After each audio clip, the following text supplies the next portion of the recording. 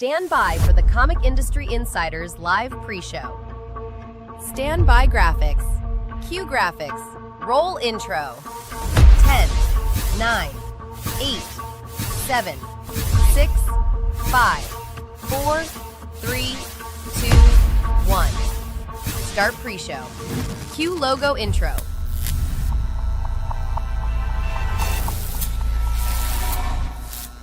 We're live, people. That's right. We are live, people. We're not dead people. Not yet. No, this industry has not yet killed us. We are, in fact, Comic Industry Insiders Live, a weekly conversation with the people behind the scenes of the comic book industry and the smartest people we can find who are outside the comics industry to come and give us as much of their information as we can glean out of them. It's a huge week. It's San Diego Comic-Con week. We are all frenzied. I personally look a bit frazzled. I'm looking at myself now thinking, wow, you let yourself get on camera like this. Well, there you go.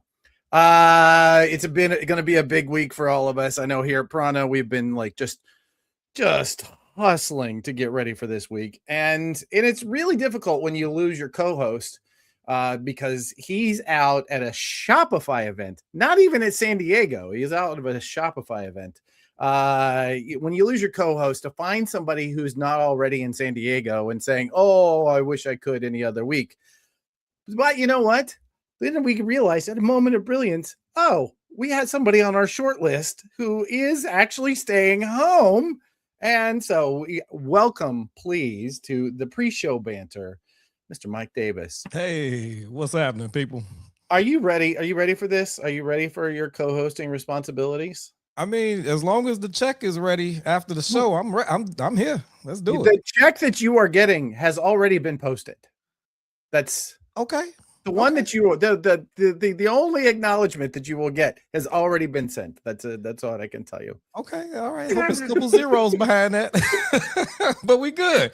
How you doing this week? I'm good, man. I'm bitter as hell. I'm not going to San Diego. I mean, like, look, I heard you talking about like what kind of week it's gonna be. You're going out there. I'm still salty as hell. I can't make it, man. I get it. But like, legit. Actually, you know what? Let me pull up Megan here because she is she's the keeper of my calendar.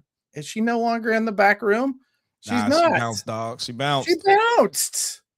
Oh my God. I'm going to bring Joe in. Joe is not Megan, but Joe has some of my responsibilities this week. How many? We're doing like what? 7, 8 panels, something like that. Insane. Yeah.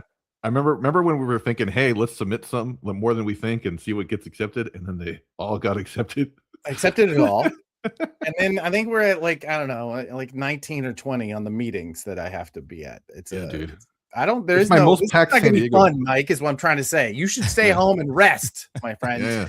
I'm not doing a ton of rest, man. It's my wedding anniversary, man. So my wife gave me a pass last year. She was like, go have fun. It was my first time going. Had a ball.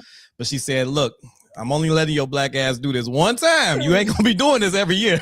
so it was like this year, and it was crazy because this is probably the blackest San Diego Comic-Con has ever been. You got all the black folks and the black books that's nominated. Stephanie Williams is gonna be there, Jamal Campbell, Dennis Cowan, and my ass is gonna be at home. You have no idea. It really hurts. I tried begging my wife. I'm like, baby, you don't understand the significance. And she's like, I gave you your pass. It's not my fault. You used it on the wrong year. It's not her fault. I know. I guess they'll just have to nominate even more black folks next year. Then I can say I think it's inevitable. You know, Joe and I do the Pull Box Power Rankings, and we're doing a panel about it. And this year, one of the big, huge stories is going to be Che Grayson. Just came seemingly out of nowhere. Of nowhere, and became like number 2, like in the writers list. It was crazy. Yeah. I don't know. I think I think next year's gonna be big for you too. You'll have a good time. I think you're gonna have so, man. Because I'm gonna have FOMO like a mug this week. I'm gonna be bitter, checking all my socials. Like, I hate you. I keep posting, but I hate you. Go ahead. Well, let's bring in some other folks just to see how this week is going to shape up for them. Let's see who we've got. Oh, we've got Logan Marshall. Hey, Logan. Are you going to this week? I'm not. No, I'll be home. So I'm with you, Mike. Left you at home, huh? Yeah. That's Yeah. so rude. I cannot even believe it. Have you been to San Diego yet? I've not. New York was my first like big con outside of Washington State. Well, I mean, it is arguably like I don't know, it's like the number 2 biggest show. I don't know. It's big. Yeah. It's New York. So all you really missed was the really good weather in San Diego. It's really the biggest difference between the two of them is, one of them has really good weather. The other one also, wait a minute, New York actually has a decent retailer day as opposed to the absolute train wreck that we're all about to experience. But it's hot, huh? Oh my God. Just wait till you see how I close out today's show. I am hot over this. Mike, you know what? You know what you're going to get by not staying home? You're going to not be subjected to 50 plus 5-minute presentations and a cold, dry turkey sandwich for your lunch. That's what you're not going to get. So is it really 50? But it's a lot. They put a bunch of it behind walls that nobody can see the whole thing, but doing the math by how many they're squeezing into the segment I can see, it's right at 50. Yeah. Yep. It's a lot. I'll see you for 2 minutes of it. It's a lot. And I'm out. I'm gonna go have lunch someplace with condiments.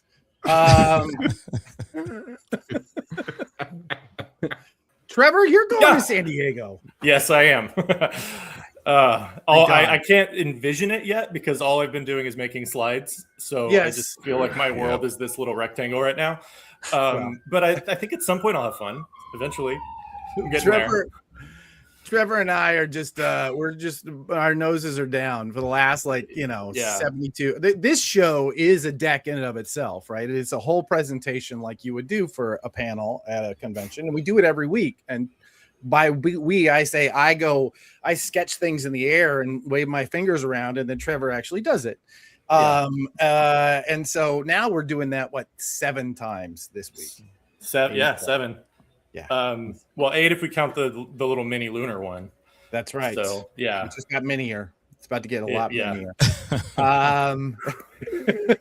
My only worry is the last 1 or 2 we put together. It shows how creatively drained we are. You know what I mean? Or it's just there's some stuff. Look at it. Who cares? That's what the good shit comes that out. history one. I really wanted to bring it because that's such a cool show, and I think it could be really important. Yeah.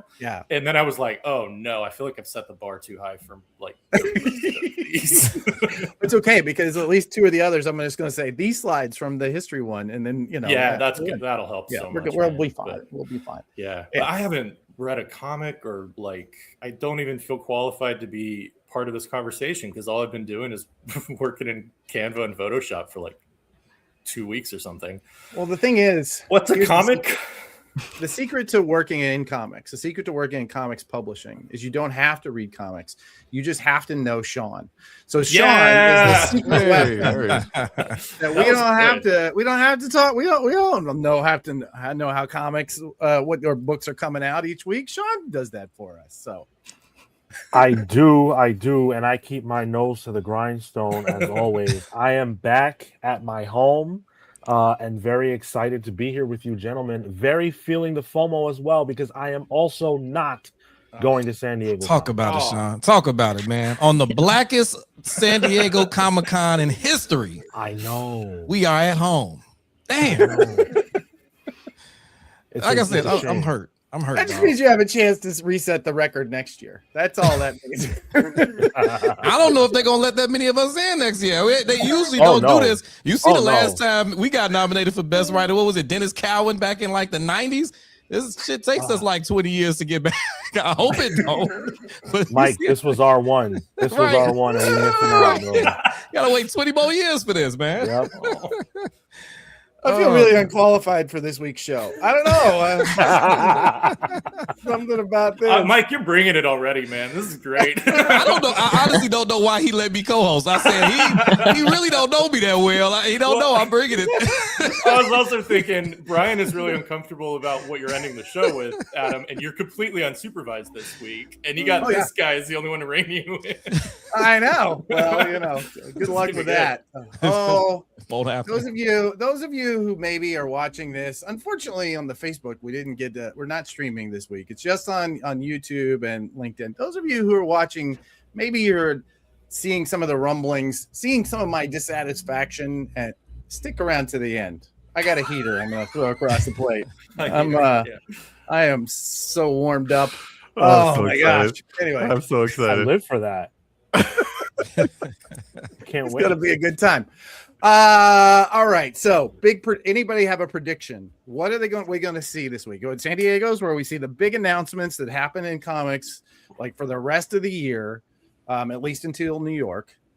Other than no more black people are allowed to work in comics, what else is going to be announced this week? I have one. Let's go. I knew you would. It's the most obvious thing of all time. You talk about black people in comics. Right. Stephanie Williams is getting that Vixen book. Absolutely. It's going to happen. Yep. Gotta happen. It's getting which? What'd you say? The Vixen book. Oh, Yep. yes. Yep. Yeah. The worst kept that's a good call. secret in comics. Yep. Yep. Exactly. Why do you say that? Because I thought that was announced, but I guess not. Not yet. I'm sorry, man. They're gonna be like, surprise! The crowd, yay!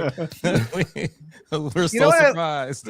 I didn't actually meet her. I was in the room with her several times at Heroes. But the thing I loved about being in the room with Stephanie Williams is she rolls deep, but with family. Absolutely. Oh, nice. That's cool. Like she shows up with her clan. They are there to support her, and they're all like so obviously happy for her and the success that she's seeing. Like incredible.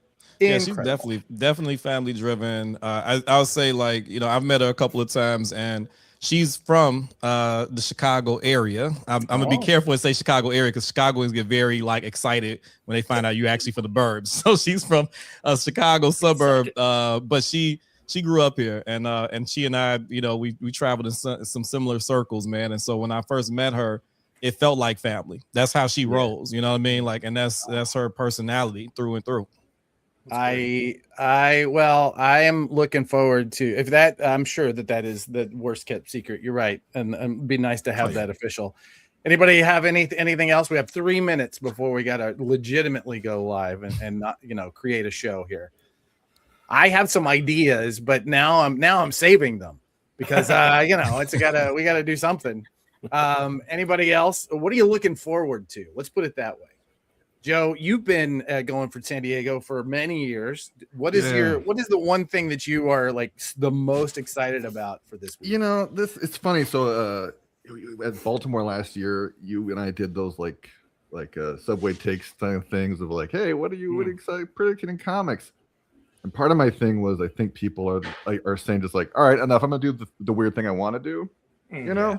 And I feel like we're finally seeing the fruit of that, and I'm all here for it. You know, like I think I'm being a little vague for certain reasons, but I will say I just think people are ready to play. There's not a lot of I don't know if it's the right time, you know. So I think it's gonna be cool. And it's tough because I know certain things, and I will say this with that we have two. I think there's gonna be some major heaters from unexpected sources. It's a really good point. Okay. A little vague, but I have to be. Very vague. I'm like, come on, dog. You can't leave us with that. Yeah, I can. Just wait. Yeah, I can. Well, I thought you were going to say the barbecue joint that was from Top Gun, but what do you know? See, I don't like to announce where I'm going to be most of the time. He knows when you're going. But yes, I love the film Top Gun, so you can probably guess where I will be eating barbecue. I only At just some now point. opened up the comments. I want to take a quick look. New York has a better artist alley. I have to agree. I agree. NYCC better artist alley, 100%. Oh, by the way, Sean, Megan gave you this. By the way, this is your new name. You're the Statman. I love it because it makes me think of that Scatman song. Scatman Carruthers. Yeah. Well, you're Statman Sean from now on. That's just it. I'm so sad Brian's not gonna be here. He's gonna Brian. he'll be watching it. Okay. Here's a good, I don't know if this is a prediction or not, but it's definitely a call. Stephanie Williams on Wonder Woman. I'm there for. I read a couple of her fill-ins. They were pretty good. They were actually better than the mainline story. I'm gonna just say it. It was better. I was like, put her on it permanently. Stop filling in. Oh, anyway, I think Megan called this before any of us did. All right. See? So great minds, Megan. We're right there. Yep. I do have to call Dave or Brian's prediction. Dave Pilkey, the creator of Dogman, doing the DC Compact Kids line. I would say this might be the only way that DC could make us more money this year. That's for sure. All right. And I always have to call it out when Marvin's in the room. What's up, Marvin? Okay. What's up, Marvin? All right. Trevor, let's get this show on the road. What do you say, man? Yeah, taking everybody out first. Yep, let's do it. I'm going to say goodbye to Sean. I'm going to say goodbye to Logan. I'm saying goodbye to Trevor and Mike. And Joe, you were in there somewhere. Oh, there you are. See you. All right, let's do it.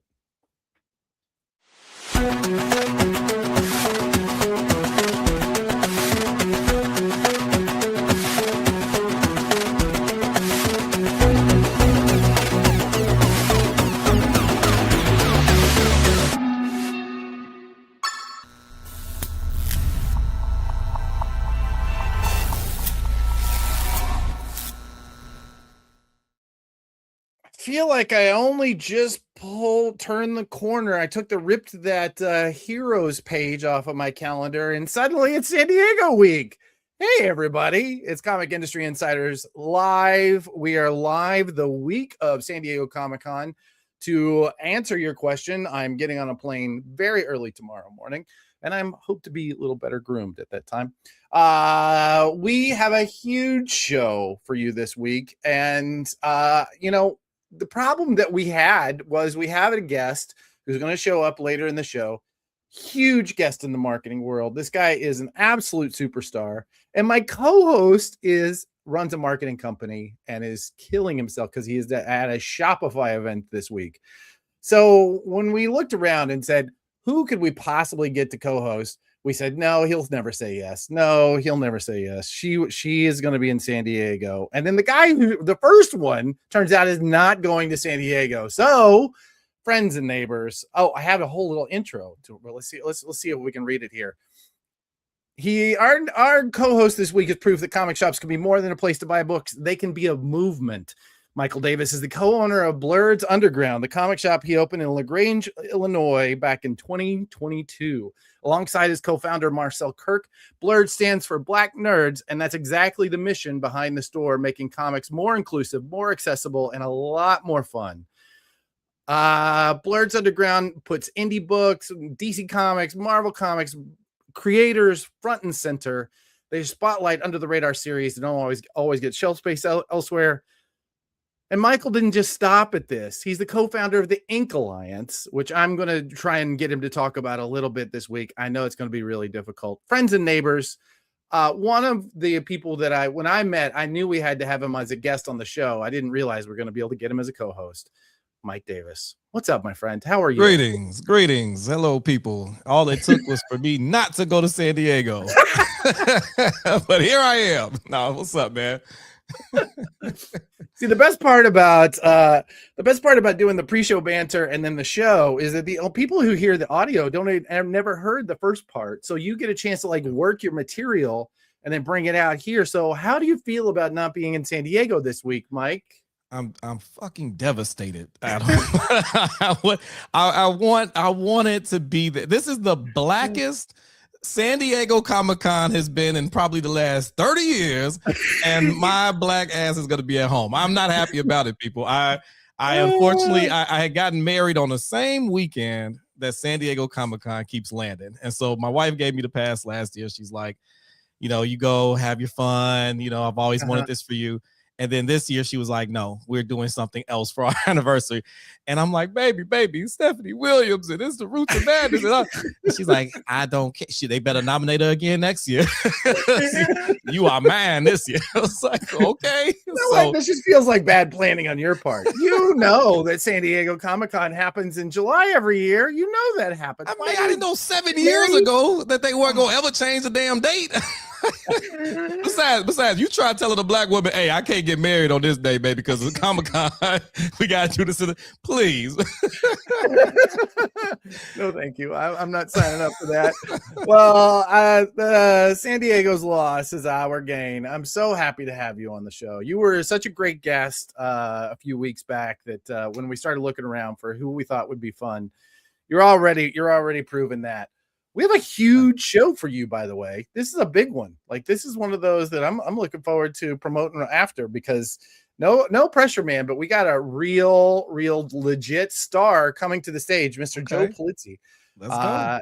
And he's going to talk about, like, this guy has written so many books. I have a nice intro for him as well, but this guy's written so many books that are so influential and even crucial for marketing that and one of his messages now is just let your people get weird.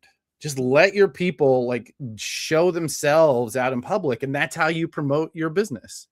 And I know you guys get a little weird. I know your socials. I would say you guys have a good time putting stuff together, right? I was gonna say, does he follow us? We do that shit in space. It gets weird as hell at the Blurs Underground.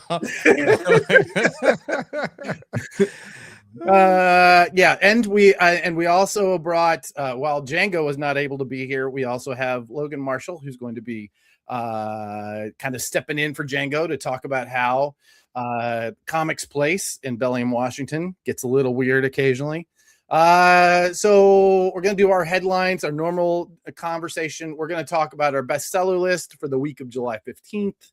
And it's a good one. It's got some questions on it that I'm looking forward to asking Sean, because that guy reads way more comics than I have time to. Do you know why Absolute Batman #3 is on the top 10 list this week? Do you know? Nope, not me. I have All zero. right, see, I that's sold why out of Sean's that gonna be weeks here. ago. All right. So anyway, it's going to be a good time. But let's get into the headlines. You want to?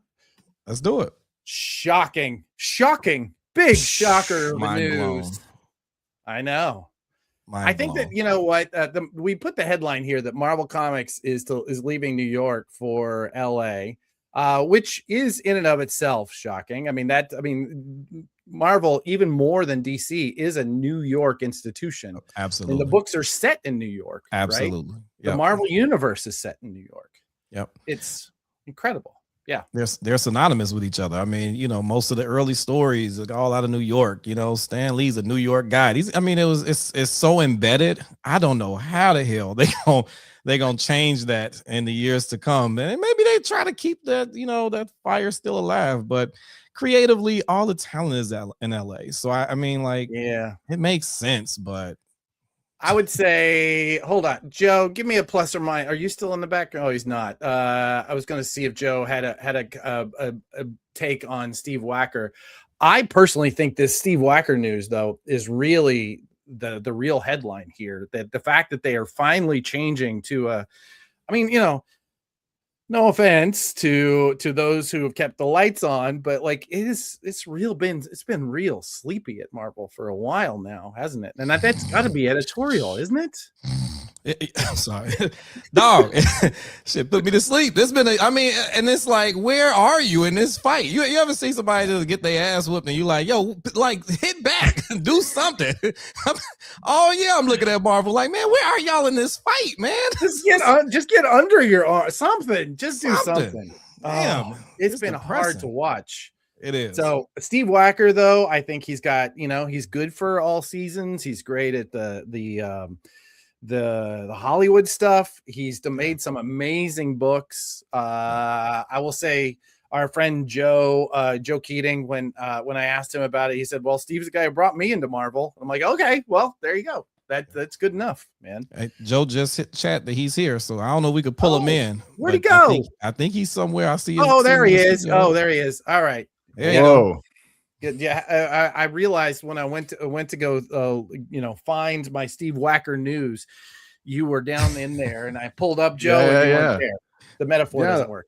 Yeah. So I have a bias here that I worked with Steve, and he brought me in, and we had a great working relationship. So I like the guy, but even from the unbiased view, like, so Steve left editorial, went to Marvel Animation, and they made all the Marvel stuff everyone's talking about right now. Yeah. right? Like X-Men 97 season 2 is like Come on. the one thing everyone's super hyped on right now. So like, Yeah. if you can bring that energy to the comics, I mean, that'd be great. I'm rooting for Marvel. A lot of great people there. So We all are. I mean, the DC numbers, like they have been so huge. It is insane. I mean, the difference is like some of the sales charts we get in, and I'm like, that has to be wrong information. No, and it is correct. I don't even question it no more. I questioned it the first year. I was like, you know, absolute, it's gonna fizzle. Yeah, but I don't know where the hell the floor is for this thing, man. Like, I mean, the stories are good. That's the thing. Yeah, like all it's of not them. a big secret science. Like, you tell good stories and people will show up. Joe, it ain't that complicated, bro. But they hitting on every single line. I mean, even this Green Arrow, man, came out of nowhere. And at first, we thought it was gonna be 6 issues. Now they done bumped it up to what, 12. It's like I don't know where this energy has been, but I'm glad DC's found it. Yeah, and I'm rooting for Marvel. Like I said, there's a lot of really good people there. A lot of people I hope make the jump to LA. So we'll see. Yeah, I'm hopeful. I'm really hopeful. And I will tell you, like, just looking at that sales chart this week, by the way, Megan points out that we had a little data issue. And when it said number 4, it was really 22. 2 plus 2. Okay. That makes a lot more sense. I was gonna say that makes a lot more sense. When you said 3 or 4, I was like, well, I sold out of that joint. I ain't seen that book in a Oh, that's the first appearance of Comics the Magazine in Absolute Batman, right? That's right. And for that reason, Joe and I have been hearing some insider information, which now that I look at this list, Joe, after hearing what you heard and I heard, we can't talk about because I know not talking about it. I should shut up. You should shut up right now. This is where we are. It's really hard to take in. So yeah, it's a good time to be making good comics. Let's leave it at that. It is a great time to be making good comics. It's a good time to be selling comics too. Yeah. All right, Joe, go make some good comics. Later, we'll talk to you later. All right. So yeah. Anyway, I hope the people who want to stay with Marvel are happy to move to LA. All I'll just say is rent, don't buy. The DC people, I think they taught us rent, don't buy. That's what I'll say. Yeah, it's working for a corporation. Yeah, good advice. All right, I want to bring this one up just because it's one of those issues that I don't feel like it needs to be discussed. I want to be real careful in talking about this one. Our friends at Silver Sprocket, they've had a rough little time. There's been a whole lot of drama back and forth. There was an artist collective that released a statement about the ongoing issues. I think in many ways it was supportive. It was leveled. It was obvious that they want Silver Sprocket to work, but they were saying this is not working. I have lots of feelings about this. I wanted to bring it up though because I think we're in a time now where people have a voice. And if you're a creator, you get a chance to have a voice. And there are plenty of reasons to work for publishers. There are plenty of reasons to work for yourself. But now is the time to remember that you have a voice and you can stand up and say, this is not what I signed up for. This is not what I was promised, Absolutely. And I think we should be embracing this time. I think those of us that are, I would think it's for those of us who are trying to do the right thing. And for those of us who occasionally have to make tough decisions, it's good to remember that everybody has a voice, even on those days when you're going to make decisions that piss people off. So anyway, boy, tough one. I had to be careful with that one, but I wanted to bring it up because I do feel like it's important. It is. It is important. Speaking of, see, too many pushing buttons. I'm sorry, Trevor. I just, I said I couldn't drive, and now I'm driving. Somebody is calling me, and I don't know where my phone is. Not right now. Okay. Afterlife with Archie. I brought this one up because the series is ago at Disney Plus. That means it's going to be a huge time to be selling Archie comics. But what I love about this is way back when I was working at Valiant, I got invited to work a convention up in White Plains, New York. And there's the woman who was part of the Archie family, name escapes me right now, and she was like, "Do you like these new books? I don't get it. I don't understand Afterlife with Archie." I only mention it because that's what she said to me at the time, and now it's that's going to be the thing driving people in, right? And that's going to be a show. So go live with that. White Plains. How are the Archie books doing for you these days? I mean, Archie is reliable. It's like Batman. You always will have that audience that's coming in asking specifically for Archie. They grew up with the books and now they got kids and they're introducing them to the characters. So it always seems to do well in LaGrange. They love the characters. I didn't really grow up with Archie personally. It was one of those things when I got into the business, I actually started paying more attention to it because I'm like, wow, people really love Archie. Like this is one of those surprises. You never know what your market's into until you get in it. And I was like, damn, I need to start watching the show or something because I didn't get it. But I get it now. It sells very well. It makes us some good money. And I'm glad to see that it's expanding on Disney Plus because a lot of our customers came in this week talking about the announcement. So it's building some buzz already. That's good. That's good. Any buzz that brings people into the shops is good buzz. I'm happy to hear it, man. So anyway, good on you. It's crazy to me that we're reporting on that kind of thing because we never report on that kind of thing, but it's a real slow news week because people are just holding on to stuff until the end of the week. So let's get into our next section. This is one of my favorites. This is a project we've been working on for several years now.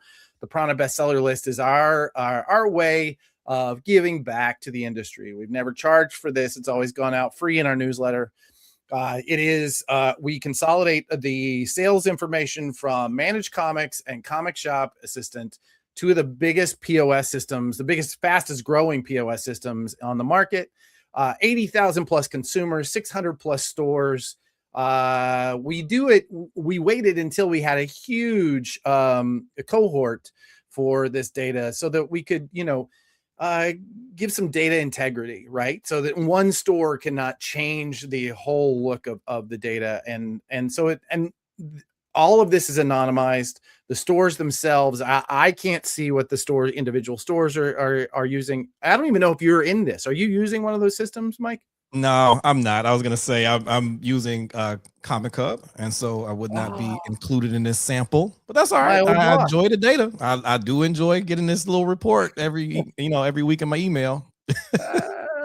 Well, we have come to love talking about it every week, and this week, like many more, we are bringing many before, shall we say? Anyway. Statman Sean from the Comics Pals is here with us to talk about the week in comics, the week that was July 15th. What kind of week did we have, Sean? Hello. We had a very, very interesting week. There are so many storylines here and things that stuck out to me, but I want to see if we can clarify the Absolute Batman 22 number. Now, is that accurate or where are we at with that? No, it is the Absolute Batman. When it came through, it said Absolute Batman number 4. So behind the scenes, we get this data on Tuesday morning. And so we have to go through and upload it. And we have certain systems that allow us to upload it and reduce it down to what you see because it's very raw. It's not, we can't show it to the public. So in the process of doing that, somehow, and I'm going to be looking into this because I didn't even know as of Showtime why it was Absolute Batman 22 came through as Absolute Batman number 4. So 2 plus 2 equals 4. So where you see, I haven't even looked at the chart still if it says that, but if it does, that's what it is. And if it doesn't, there you go. That makes sense. Well, if so, that being said, that is a storyline in and of itself. You talked about how amazing it is that Absolute Batman number 22 is the third best-selling book this week when it came out last week. That doesn't happen. And what that speaks to in my mind, right? And this is just my hypothesis. We're talking about the biggest book in the direct market. And that means that there are people coming to this book who aren't necessarily tapped into the machinations of said direct market. Yep. So it's very possible, and I would say the numbers suggest, that a lot of people just came in last week. They didn't realize when it came out. They're not necessarily Wednesday warriors like the rest of us. And they came in when they could and they snapped it up. Yep. And you know what they said? They said, I need that comic that has the Comics the Magazine ad in the back. And that's what gotta drove be it. Shameless plug. I love it. Before I we get love to it. the top 10, let's look at the market share for the week, shall we? Yep. DC. Jeez Wow. Louise. Wow. Man, You 40%. Wow.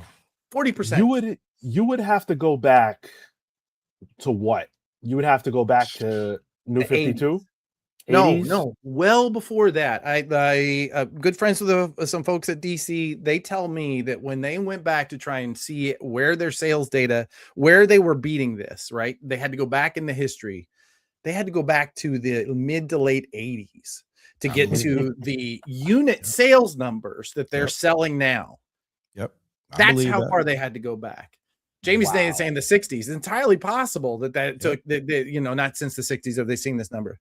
So I fumbled around with it. I was able to hear the absolute Batman 22 number because we have the ad in there.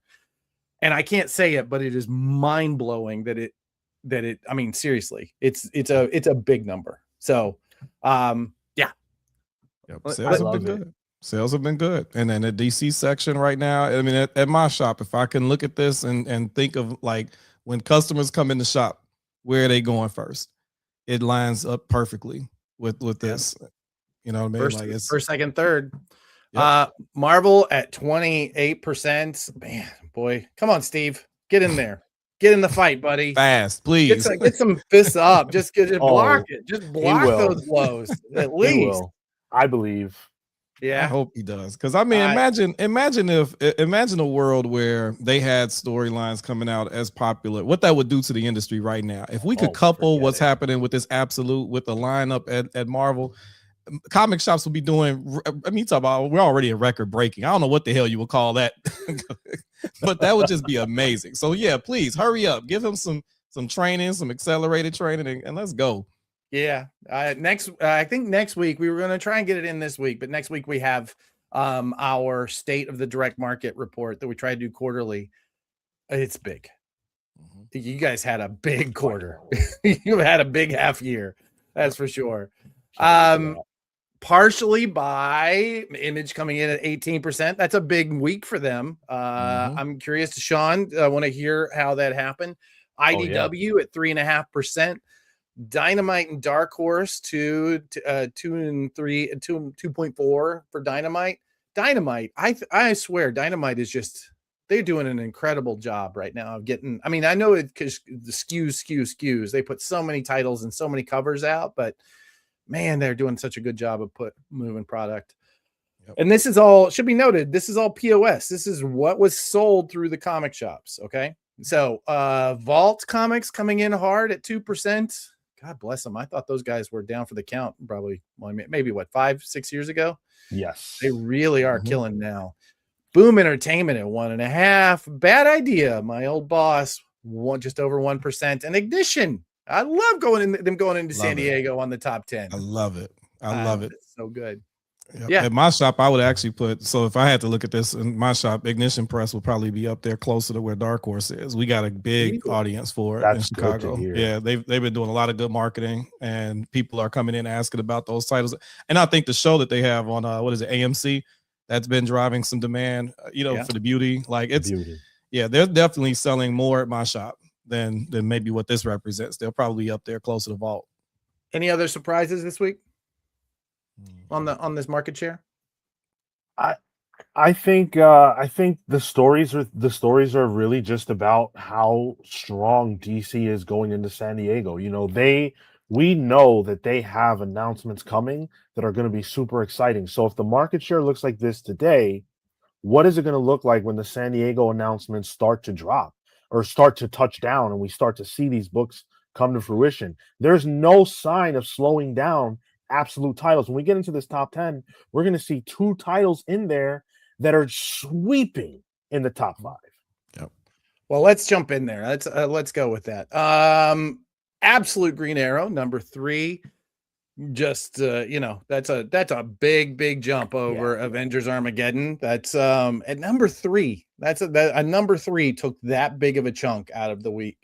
Absolute Batman number 22 in its second week became number 3, as you pointed out, Sean. Incredible.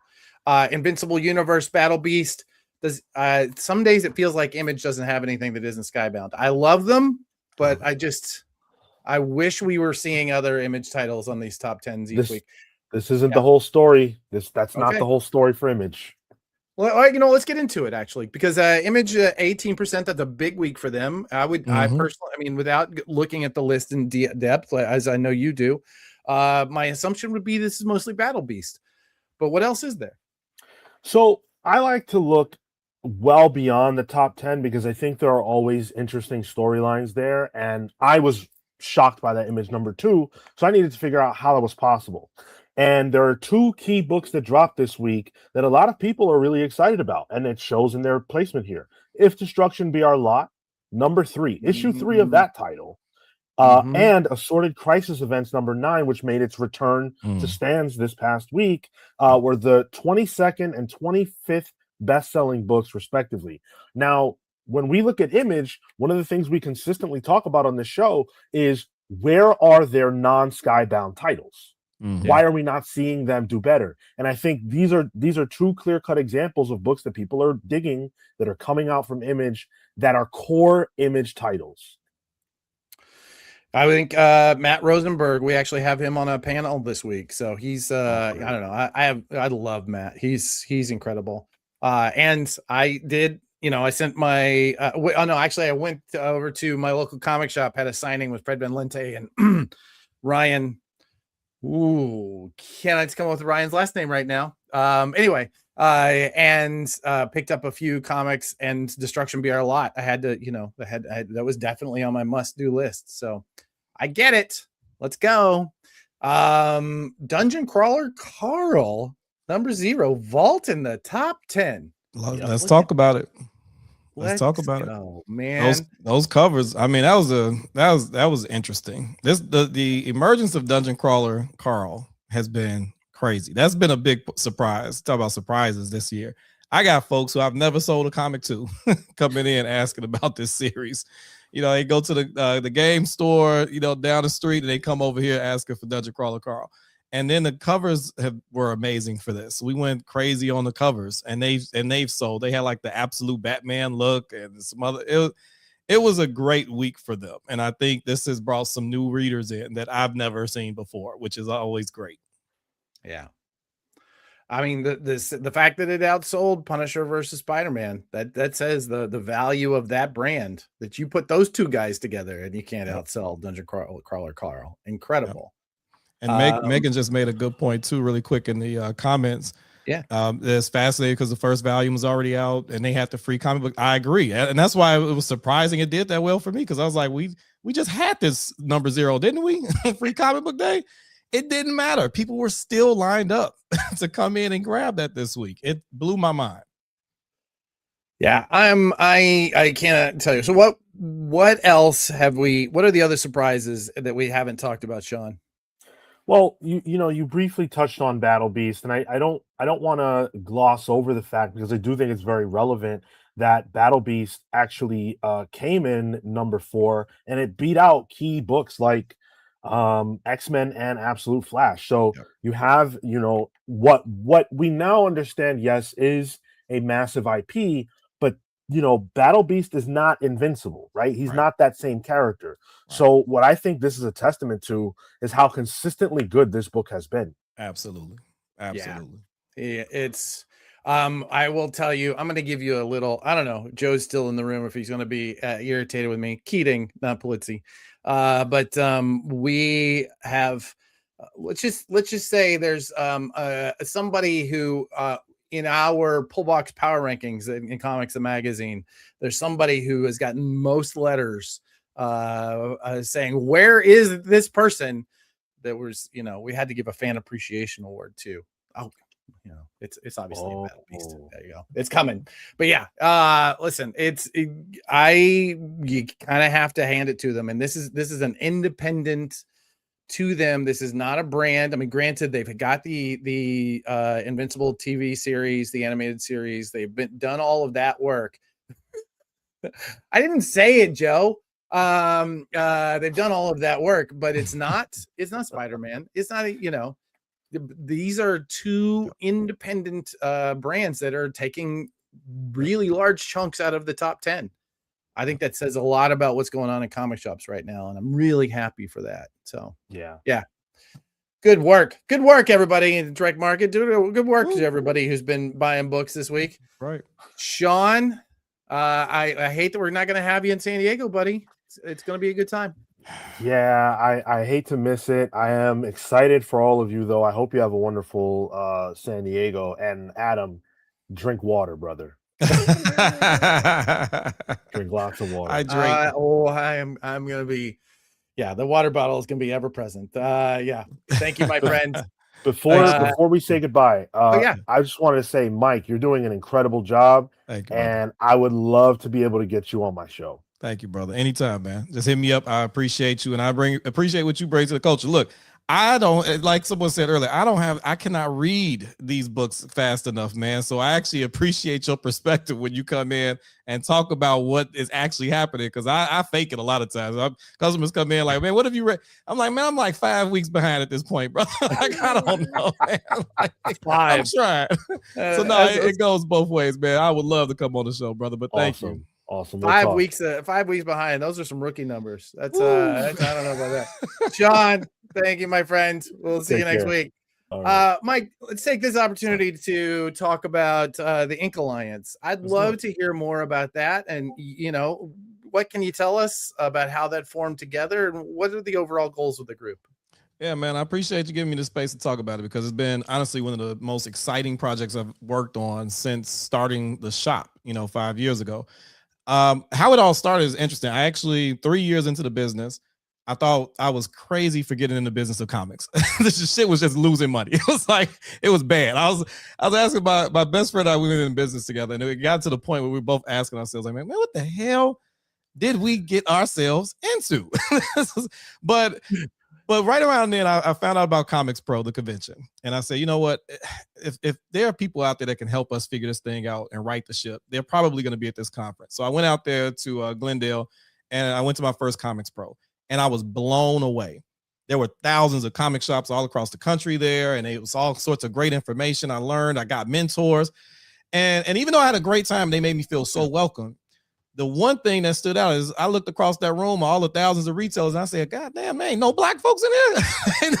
Are there any other black-owned shops? I can't beat all. You know what I mean? I knew that there was like at least a few of us out there, but not to see one shocked me. So I got back home from that trip, and I start just reaching out to other black comic shop owners like, hey, I'm Mike Davis. I own the Blurs Underground. We should know each other. I tried to form a Discord channel, and it didn't really pop off. We got folks from all different spectrums. Some folks like email, some folks like Facebook, some folks like Discord, some folks like carrier pigeons. So it didn't really take off, but I found one brother, Philip, down in Mississippi. He's got a shop called Offbeat. Him and I hit it off, and then I convinced him to bring his black self up to Glendale with me the second year. And we sat through all the sessions, and I was just hoping he had appreciated it as much as me, but Phil's a straight shooter. Like, if he don't like something, he'll tell you. So at the end of the experience, I asked him, I said, did I exaggerate? Did I overhype this? What did you think? He said, man, I'm so glad you invited me to this. He said, but dude, where the black folks at? I said, thank you. That's what I said. Where are we? Right. So I was like, man, help me. Let's figure this thing out, because I know that there are so many shops with owners who look like me who would benefit from this type of information, and we should know who each other are. And so we started doing the research, calling the shops, and found out that there are less than 20 black-owned comic shops across the country. And when I expressed that as a percentage, when I did the math and saw that we were like less than 1% of this entire industry, then it became more of an imperative. I'm like, nah, we got to change this, because, I'm no stranger. I mean, the struggles black folks have had to get a footing into most industries isn't lost on me, but to see it that low in this industry, I felt this is something I can actually do something about. So I got together, we started having conversations with the other retailers, building trust, building rapport. And then something crazy happened where the folks at DC knew I was doing this, and they knew I was putting this group together. And so weeks before they announced that Static was joining the Titans, they hit me up and said, hey, we think we got an opportunity your group would actually like. It's going to come out in a few weeks. Static is joining a mainline DC team. And if you can get it together, maybe we could do like an exclusive variant. I'm thinking, okay, that's cool, but it's still too early. I didn't just met most of these folks to start talking about doing exclusive variants might be a stretch. And then Sanford Green dropped in my DMs. He didn't know I had talked to DC, but he reached out to me. He's like, brother, I just finished a cover for some project. I don't even know if I should be telling you, but man, it's one of the dopest covers I've ever done in my career. And I said, okay. And he said, but when I finished it, I didn't want it to just go to DC as an open order. He said, I really wanted this to stay in the culture. I wanted this to stay rooted in the culture. I wanted to stay in a Black-owned shop. So I just wanted to have you take a look and see if this is something you can do. And I looked at it and I said, wow, Sanford, this cover, man, this is some of the dopest work you've ever done. But brother, ain't no way in hell I could buy 1,000 copies of this book. I said, ain't no way in hell. I said, but it's your timing couldn't be more perfect, because I'm like, I am talking to other retailers. So if I could figure out a way to get us to all band together, perhaps this is an opportunity for us to use this moment for something bigger, and we can show what happens when we collaborate, right? So he's like, yeah, let's do that. I mean, that'd be dope. So now I called DC and I told him, let's do it. And they start setting things up, and we were able to create a mechanism where now all of these shops were able to buy in to an exclusive variant that no one store was able to do on its own. And that's become the mission of the group, is to start unlocking opportunities for our stores that historically we have been locked out of because of our size, because of where we are, our markets, whatever the case. There are things that we haven't been able to do in this business that we're now starting to accomplish together. And this is the first project where we get to see that come to light. I absolutely love this. I think that's, I mean, not only are what you're doing is good for your culture and good for for those who have had the similar experience that you have, but it's also a model for how we should all be thinking, because like this entire industry is run by freelancers and independent shop owners and small publishers and people who work for themselves. And all of us are missing out on the big tools that the big companies have. And that's why it's now more important than ever that those of us who can get together are able to leverage that to actually fix shit, as opposed to just doing things as they've always been done. You Absolutely. know, yeah. Man, Yeah, no. there was this quote. I was listening earlier today to Frank Miller did a keynote speech in 1994 at a Diamond catalog. And where did that quote go? Because I actually know who I sent it to, and I'm looking at it right here. God damn it. Oh yeah, here we go. Up until recently, everything that was good about comics was in spite of the rules of the game, not because of them. It's time for us to get together and do and succeed in spite of the rules that set up for big corporations, in spite of the rules that set up the people that have been here all along.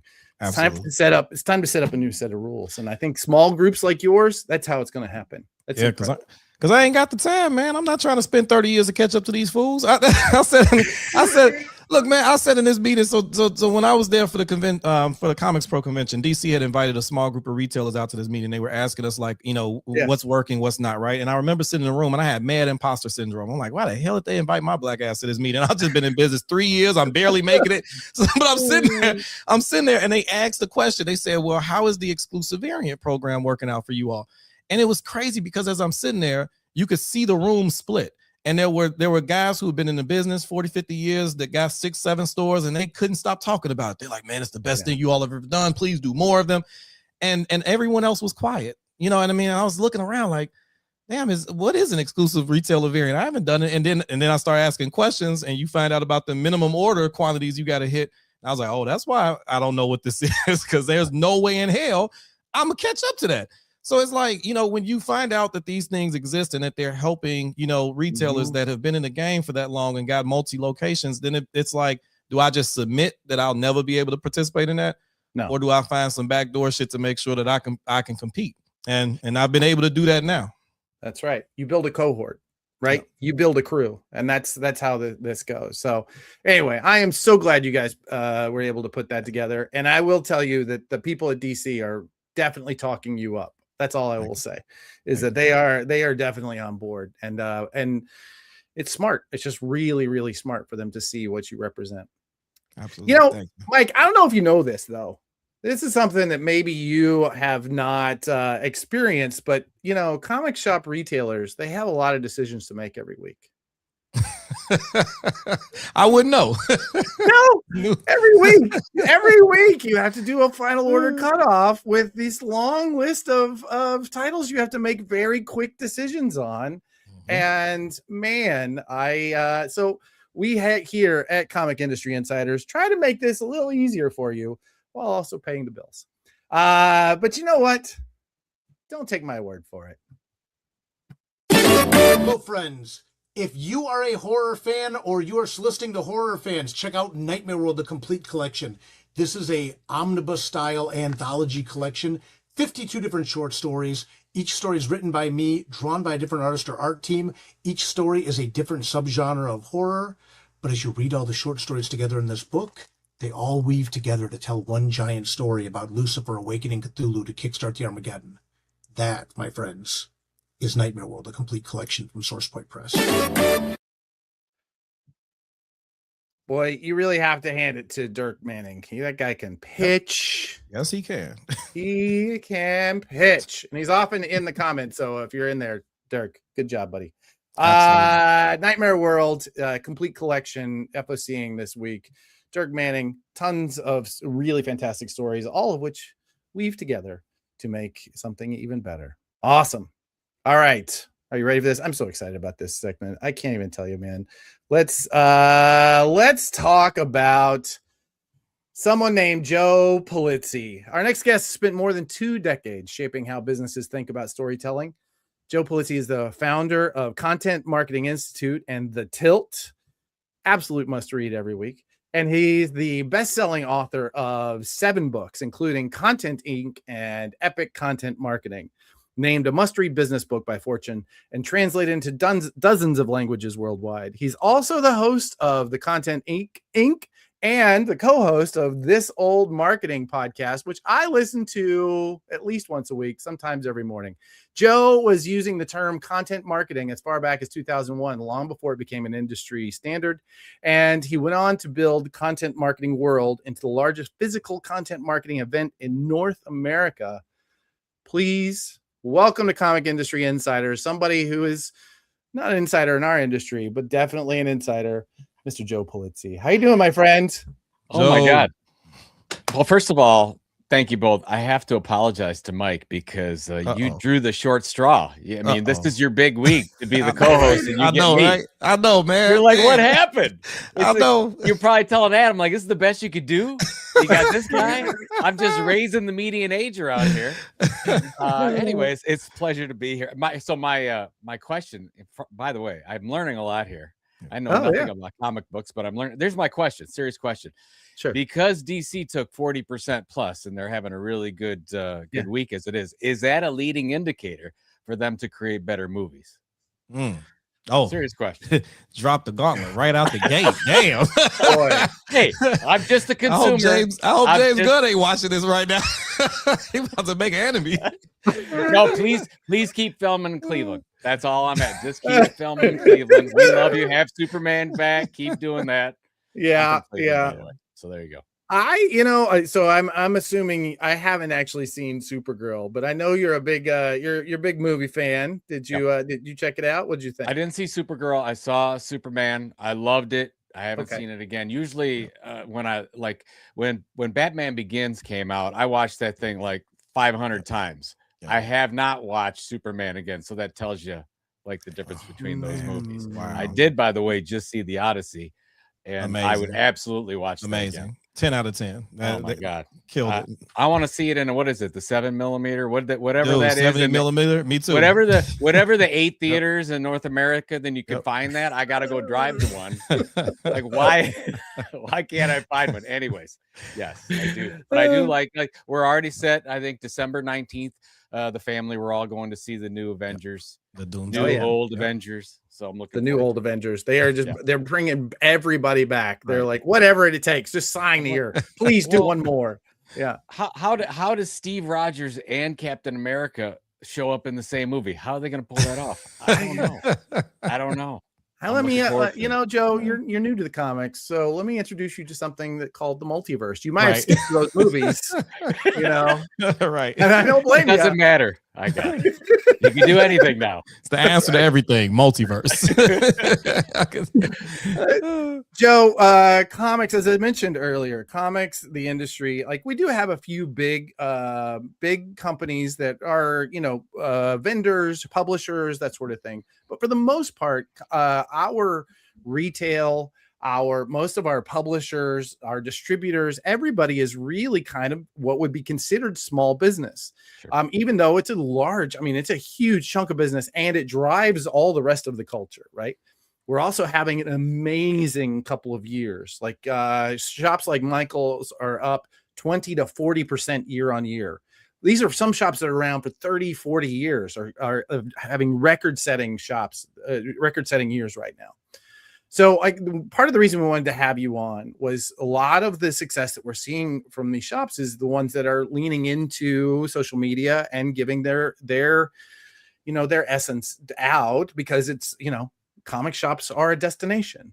And so we wanted to hear you talk. I heard you talk about this at the Uprising, and I know that it is something that is near and dear to your heart. So why should shops, why should publishers, why should these small companies be getting weird? Talk about that for a minute. Well, first of all, I think the most important thing you have to realize is that you are how you communicate, and that's how you build a business. And a lot of people don't realize that. I mean, any size business, whether you're selling comic books or whatever, we think, oh, I'm an entrepreneur, very exciting. I'm an entrepreneur as well, and I want to sell this widget, and that's the thing I'm going to sell, and I'm going to market the features and benefits of that. But really, what we need to be doing is building that audience before we do anything else, and then that audience becomes your customer. You can do that through social media, you could do it through a newsletter, you could do it through your own comic book, you could do it through anything. So we want to make sure we understand that how I communicate is the most important thing that you could do, and that can differentiate you. Okay, that said, okay, that's great. We're going to send out all this content. That what does that mean? Well, AI, especially, and all the technology that's out there, what it means is that being average is as easy as ever for any company to do. So anybody can create a newsletter. Anybody can do social media today. So how do we differentiate? And as you said, Adam, it's like really, really lean into your weird. It's funny. I thought of while you were talking before, when you think about the end of the original Iron Man, when he gets up on stage, and it's right before he says, I am Iron Man, they gave him the blue cards or whatever. And they said, no, you want to say this, you want to stick to party lines. And that's the way we used to communicate. We're like, oh, we don't want to offend. This is what we do. This is what we want to say. We want to be like everybody else. We want to succeed. That is not the way we succeed anymore. We really, truly want to lean into the things that make you truly weird, truly different. And also, although it can be scary, your employees are probably the best marketers you have. So let them go. Let their freak fly, if you would, and give them the opportunity to communicate on their socials and not just through your corporate social. So great. You can do that. You can have your corporate Facebook page, your Instagram, your TikTok, whatever. But what we really want to do is we want to teach our employees, yes, you can communicate on behalf of us, and it's okay. And don't be so worried about all those mistakes, because we're all human. And, well, by the way, people like that today, because you're not putting it through an algorithm or some kind of filter. So that's what I like to see. If the people that work for you, the people that distribute with you, however you can get more of the cohorts, as you were talking about before, involved in your content creation process, that's fantastic. So your audience can come from all these different directions. Now, the one thing I will say is that you have this opportunity in social and the algorithm, and we have this opportunity for this free content. I do believe that this is a very limited opportunity. I don't know where the algorithms are going to take us, but we don't own this land. We're renting it right now from all these platforms, and it can just as easily be taken away from us. So all this attention that you're building and all these followers that you're building and these views and whatever the case is, we want to turn those as much as we can into something offline, outside the algorithm. And that's where you have things like your email newsletter, like your in-person events, like your print publications. Anything that you can sit outside the algorithm is going to be of more and more value. So where you have all these people moving toward the algorithm, and that's fine. They're absolutely going to do that. You're going to also see a lot of opportunity, and you're seeing it right now. Comic-Con is probably as big as it's been. You got people coming into Mike's shop. Like, this is wonderful. You want to make sure that we lean into that and understand that in-person events, print publications, email are going to be more important when everybody's plugged into the algorithm. It's not saying that you can't do that, but we want to take that rent to own strategy. Is okay, we'll take all that rent, all those rented eyeballs as we can, and let's turn them into an asset for the business. So I guess I would say, just to sum the whole thing up, is don't be so concerned about being perfect with your content and your communication. What I really want to see are the two main things: consistently deliver. So if you're showing up on Facebook, you do it every day. If you're showing up on email, whatever your frequency is, you show up every Monday, every Tuesday. If you've got a podcast, show up consistently. And then the second thing that kills most companies is we call it a tilt. What is that differentiation? What are those things that are going to separate you from everything else? Have some time, spend a few weeks with your team and say, what really makes us different? Mike, I heard you talk for 10 minutes on what makes you different, and you really have that. You have that locked down, and I'm sure you're communicating across all your channels. I would say a lot of businesses like you don't do that. They are communicating by the products that they serve, and that's not bad, but that's average. Anybody can do that. So we want to say, what really makes us different? What makes our culture different? What makes our home, our business different? And we do that through how we communicate. Have you seen, are there examples that you can think of let's say, smaller businesses that have really leaned in on something? Because, comics is very much a big brand world, right? They're selling Spider-Man, they're selling Batman. We all know those brands, and it's hard, like, so many of them in their neighborhoods just become the place where I buy Batman. Like, have you seen people who are able to use what you're talking about to differentiate themselves as the place to buy Batman? Yeah, the first thing that sticks out there, well, there's a car dealership in New York, actually, in northern New York, and they had all the employees come together. I think they did this every week, and they did sort of spin-offs and spoofs of The Office, but they went in and they had the cars all around them, but they just did really stupid, cringy things, and they've like tripled their sales just from going out there, and you see all the people, and they work there, and they're what you would expect of people working at a dealership in northern New York. And they just leaned into it. And they, it's not real acting, but they had some fun with it. But you know what? Nobody else was doing it. There's I know a small financial company, and they're like, okay, well, we're competing with the JP Morgans and the Wells Fargos of the world. How do we differentiate? They said, okay, who do we target? They were very specific. We target these types of CEOs at different companies, and people that have this amount in this period of the country. And they said, okay, well, what if instead of creating our own content, we did like a book club for them? And every month we send them a book that we think is interesting. And all they did was, on the cover of it, they just put a little flyer and says, we think this would be really interesting to you. Here's the things we got out of it. I hope it helps. It's all, and they're not selling anything, and their business goes up. These are just weird, different examples. They said, how can we be different? How can we separate from the pack? And just thinking about it that way, it doesn't have to cost a lot of money. You just have to take some time and say, okay, well, what makes us different? Like, how do we really stand out? And then you look at your audience and say, well, what are their needs? What are their pain points? What keeps them at night? And you bring that together. That's generally where you find your tilt. And you're like, okay, that's what they need. This is what we have. And the other thing is, Adam, you don't have to be liked by everybody. Actually, when you go this direction, you really do want to be not for everybody. Like when Mike talks about black nerds, I know I'm not his audience. That's okay, right? Mike's gonna say Joe's not my audience, and I'm okay with that. That's good. You do not want to create content for everybody. And when you create content for everybody, that means you're probably for nobody. So you want to create something that differentiates yourself, and don't be scared to go out there. And again, you're a little nervous at first when you do this, but when you start getting some affirmation out there, you just got to try it and give. And by the way, if it doesn't work, you can do something different. You're not tied to your communications long term. Absolutely. Can I just say something on that point, man? Because he's hitting home right now. Like, this dude might as well be preaching. It ain't Sunday, but you preaching on here. Let's go. I mean, because seriously, man, like this is so much of the thought that went into Blurred's Underground. One of the things that a lot of folks don't know is, yes, Blurred means black nerd, and yes, I own a comic shop, but it ain't in a black neighborhood. LaGrange, Illinois is predominantly white. I mean, predominantly white. Like emphasis on predominant. Let me stop playing. Ain't many of us out there. Okay, I'm from the south side of Chicago. I had to drive 20 minutes to get to LaGrange. Oh my God. You know what I mean? So, but when we were thinking of names for the shop, I knew being a black-owned shop was going to be different because I had never walked in a black-owned shop before. The years I've been buying comics, I had never walked in one. So I knew right away we were going to be different, and I didn't want to hide that. I'm like, you know what? Put the shit in the name, Black Nerd. And it's the number one question people ask us when they walk through the door. When folks come in our shop all the time, excuse me, just curious, what's a blurred? It's my favorite question to get asked. Like, you looking at them. It's real. Don't overthink it. Black Nerd. That's hey, what's up? But it's in leaning into that, you know, we wanted to create an experience that was different. So when you come in, you might hear different music. You might see it's going to have the same comic store, you know, feel. We got all the same books, but we're going to see a couple that you may not have seen before. We're going to highlight some black publishers and black characters that maybe you haven't seen before. That's our unique strength. So to your point, man, I think it's extremely important to lean in on it. And if it didn't work, we would have just closed and called it something else. but you're so right, dude. Well, and the other thing is too, you talked about like you don't have 30 years to get this thing done. Right.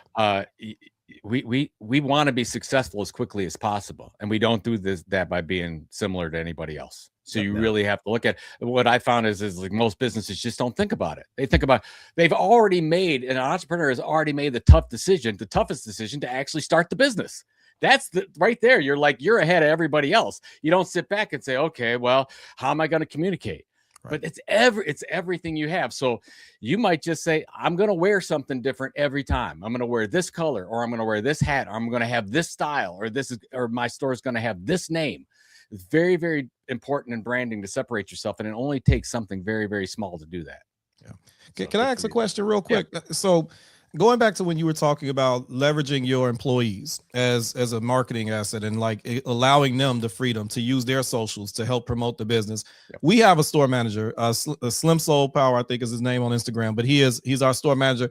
And that dude has a bigger following than I think our store does. I mean, he's always posting. He's at conventions all the time. He's posting. He's wearing the Blurred's gear. It's helped us a lot.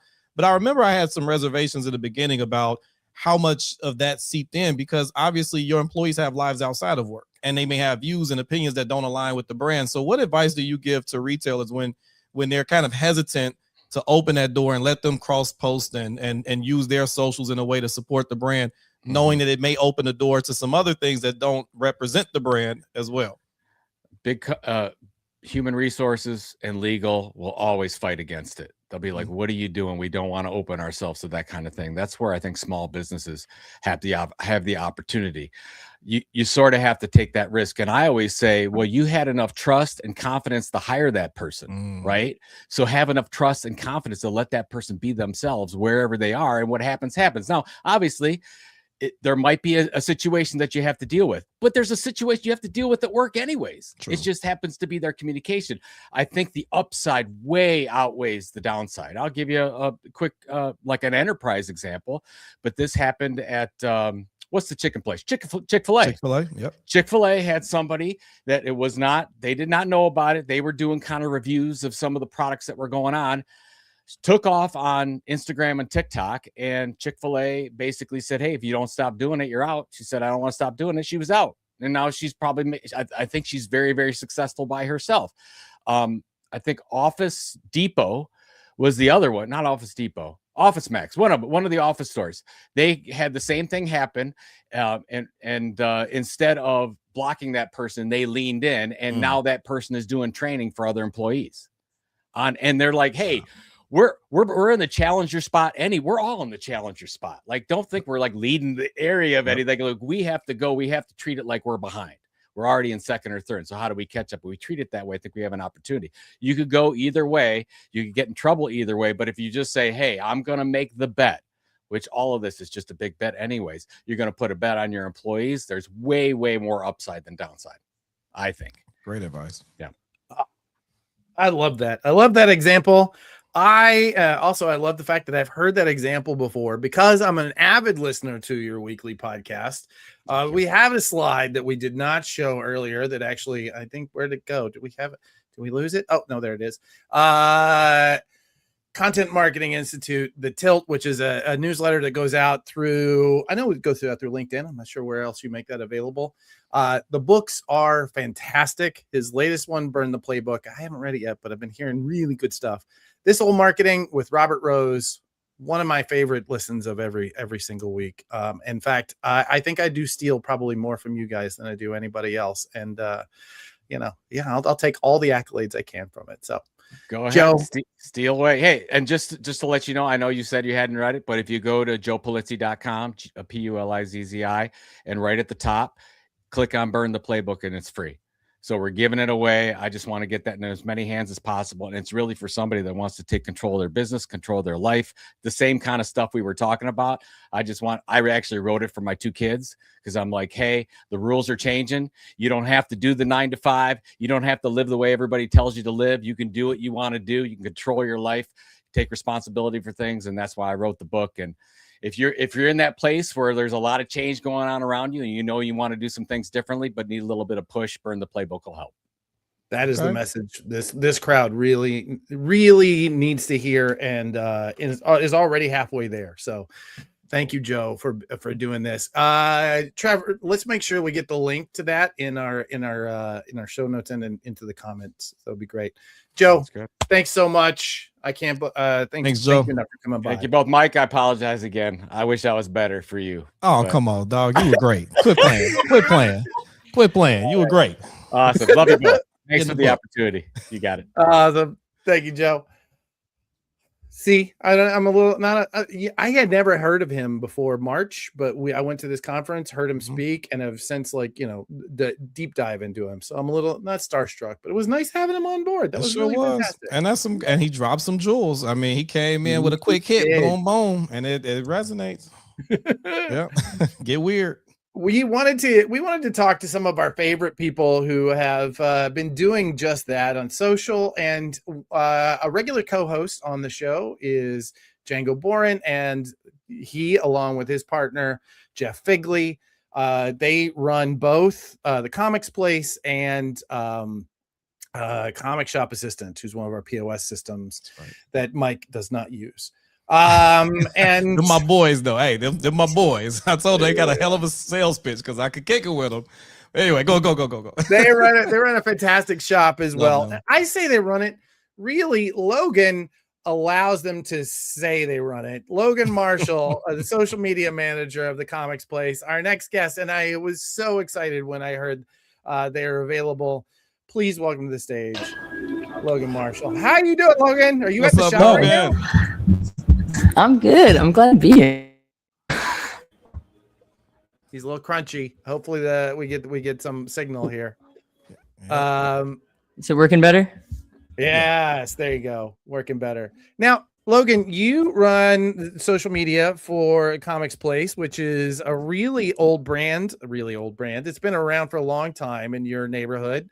What is that? How much of what Joe just said resonates with how you guys do it? Did we get you? Did I lose you, Logan? I think so for a second. Okay. I think we're good. I couldn't hear what you said though. No sudden movements. Movements. Stay perfectly still. Okay. Logan, what's it like being the social media manager of the Comics Place? Let's try that. Yeah. It's been a crazy few months getting going with doing more of just experimenting and trying things. Like that's been the biggest thing, is just being comfortable, just going over the deep end with it and letting everybody bring their own flavor to it. That's the joy of it as well. I imagine so. We're having to fill in every other word, and I apologize for not really knowing exactly what you said. I think it really just goes to the fact that Django cheaped out on the internet speed. I was gonna say, man, apparently internet trying to catch them quick.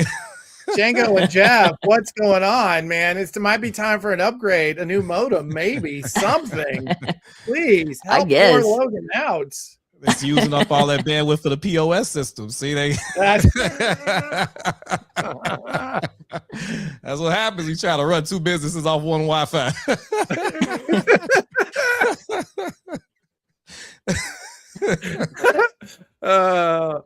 Logan, I'm sorry. I'm not going to torture you any longer. Thank you for coming on. Please do keep up the good work. We love the what you guys are doing. I was so excited to hear you come on, and hopefully after this we'll have you come on, hopefully from your home internet, where I'm sure Django has not ruined you yet. So hopefully. Thanks so much. I protect it from him. Awesome. Oh man. Well, Mike, I don't know if you know about this, but I was just telling somebody that when classifieds died, when they were pulled out, when all the classified money went over to Craigslist, it ruined civilization. That think that's a income bit was no dramatic? longer in the newspapers. Allowed the newspapers all folded under because they didn't have that revenue. Then as a result, we all started watching national news. As a result, we were all weaponized with our hatred of each other. As a result, we now have Donald Trump in office. So all of this is clearly saying it's time to support classifieds. We're returning to them in Comics, the magazine. Why have we not got? We need to get a Ink Alliance classified. I would say from now on. What do you say? Make it happen, man. I'm telling you, cut us a deal. That is done. That is done. Right. Gabe, I see you in the chat. Best possible deal. We're going to get Ink Alliance. So now, if you go check out the classifieds in any Comics, the magazine, you're going to see an Ink Alliance ad in there from now on. We just called it. All right, cool. See, that's the payment I needed, man. See, I knew I did this co-hosting job for a reason. Look at God. We got you. Thank you, Gabe. Appreciate you. The Prana Bullet. By the way, if you like the newsletter, the data we were able to do, if you like all of this stuff, you like us talking about industry news, you're gonna love the Prana Bullet. It comes out once a week. All you got to do is scan this little barcode or go to pranadm.com, hit the sign up button. We're gonna get you the very next one. And speaking of letting your staff do it, this is all done by Megan Marsden, who does an incredible job every week. Woo. Thank you, Megan. More Megan, less Adam.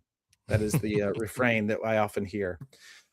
Our buddy Brian is not here, but he does have regular office hours, Thursday at 1 p.m. EST, ET. You should go to Managed Comics, the Discord server, and they're going to be there talking about Managed Comics. Do you have open office hours with Stu? Is that a regular thing? Does he do that? Yeah, it's at like 10 o'clock New Zealand time. So if I do the math right, it's you leave Stu alone. That's my boy. Now. Stu, just settle up on what you owe me, and we become best friends again. It's real simple. All right. Comics, the magazine, coming out every month, first week of every single month. This was number 6. It's coming to your shops live real fast. It's a good one. I think you're going to enjoy it. It's the crime, violence, and mayhem issue. Some really, we expanded it to 40 pages. So now the interviews are what we want them to be. 40 pages? 40 pages. Yes. Damn. Okay. I know. All right. You're never going to get caught up. You sit down. And I told you I was 5 weeks behind, didn't I? Like, now you throwing 40 pages at me. I'll never catch up. Next week, we'll be back from San Diego Comic-Con. I cannot believe I signed on to do a live show. It's going to be Tuesday, and I'm going to be half asleep. We're going to talk about what we learned. So there you go. Wow. You did it. You survived your very first co-hosting gig of Comics Industry Insiders Live. Hey, man, I survived the south side of Chicago for 30 years. I think I could survive this podcast for 30 minutes. Let me stop playing. Thank you, Adam. I mean, seriously, I appreciate you having me on, man. I love, kicking it with you in person and online. This has been a pleasure. Thank you. It has been an absolute pleasure having you. How do people find you, Mike?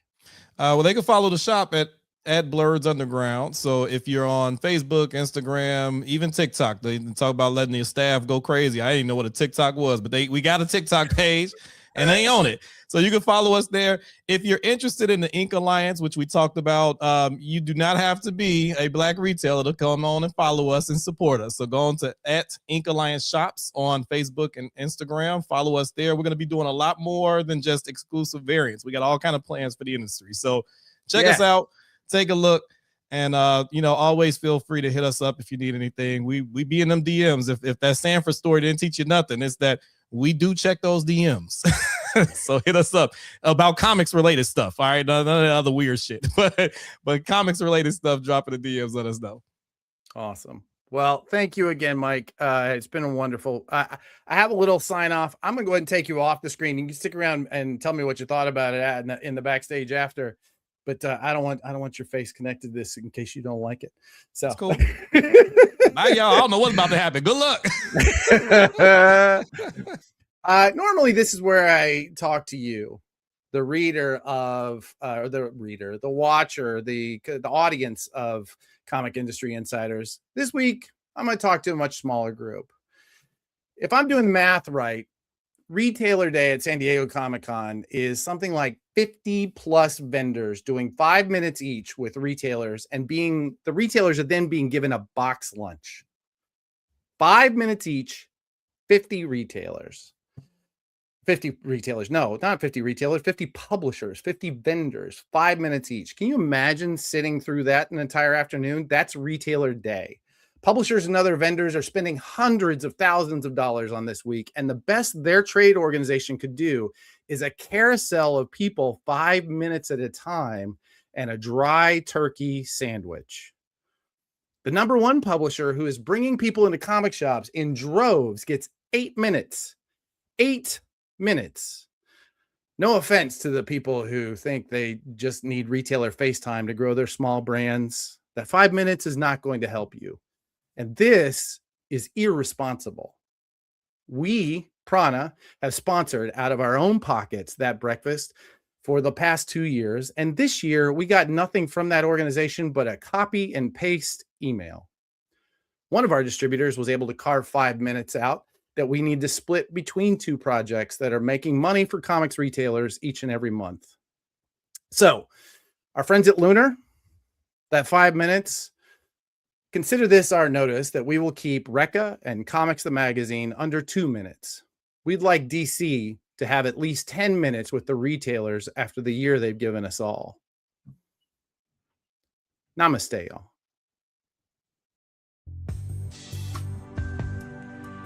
Comic Industry Insiders Live is dedicated to retailers, publishers, and fans of the comics industry. The show is a joint production between Prana Direct Market Solutions and Manage Comics. Trevor Richardson is our producer. Have an idea for the show or want to advertise your brand or business on the show? Send us an email at info@pranadm.com. For more information about the show, visit pranadm.com. And thank you for saving comics.